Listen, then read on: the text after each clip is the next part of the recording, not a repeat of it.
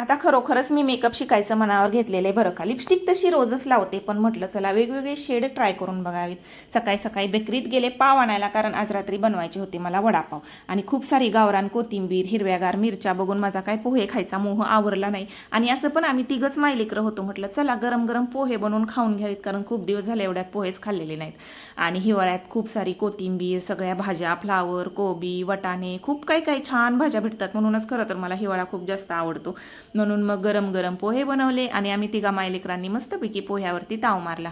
आणि गाजरं सुद्धा आणलेली होती बरं का हलवा बनवण्यासाठी. लास्ट टाइम मी गाजराची खीर बनवली होती, यावेळेस म्हटलं हलवा बनवावा.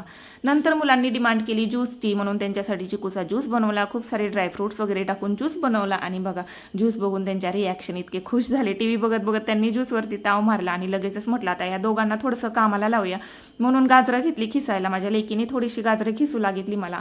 आणि मग सायंकाळच्या वेळी हलवा बनवला. सगळ्यात आधी मीच खाऊन घेतला. खूप छान झालाय बरं का.